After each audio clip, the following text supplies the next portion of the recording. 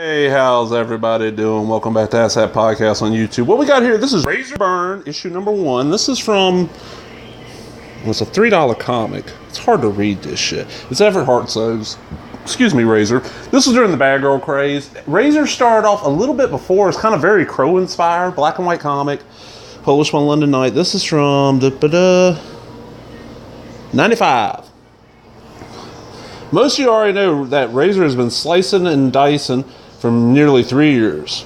Only a few of you know that the inspiration for Razor came from MTV's Eon Flux, aka a la Liquid Television. I love the quirky, sleek art style of the character, plus the violent nature that the cartoon possessed. While being so hyped up on the show, I decided to come up with a character that reflected the emotional breakdown of society. Very dark, very troubled, and very violent. I wanted to show the reader situations that would drive a person insane to the point of taking another human's life time and time again. Welcome to the world of Razor. Welcome to hell. Written in pencil by Everett Hartso, ink by Mike Taylor. Color fusion, Jack Hammer. Right. Razor was probably one of the more, behind like Lady Death and She, Razor was one of the more popular Bad Girl comics that had actually been around for a little bit when the craze hit. I ended up with a bunch of copies of her first issue really cheap and sold them and made a nice little profit. This was found, if I'm remembering right, like at the local comic shop in their cheap bin for the $1, something like that. After I was like, all right, I'll check it out because I've read that one issue.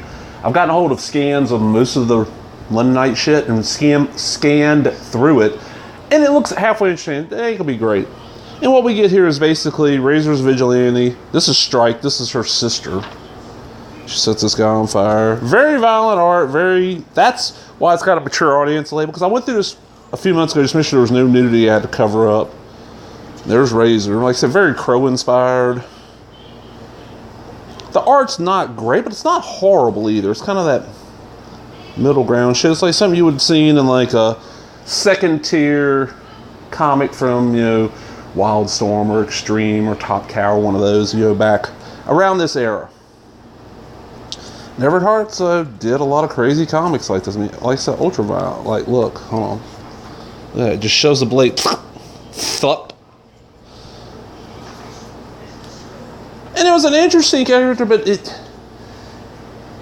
I don't think it ever really came out on time, and it started relying more and more on just blood and violence and nudity. And then I read a few years ago, it's Avatar, I think it is, has picked up the character, and I found it was a Razor meets Helena, which was a Lightning Comics creation during the Bad Girl craze. Lightning Comics. How many people remember Lightning Comics? Yeah, hardly nobody. And look at this. This is just, bad computer graphic. Helicopter at a weird angle. Island out of nowhere. Bad sky and water. It just stands out. It just looks horrible. And then we got Strike on the last page. Then we have the London Night Studios back issues now. Issue 1, a second print with bent corners, is going for $4.50 at the time this came out. At the time this came out, I was selling issue 1s that were eyeball mint. I mean, if you looked at them close, they'd probably drop a little bit below mint, but just a quick glance, eyeball them real quick, they're mint. I was selling them for $25 to $30, and they're going.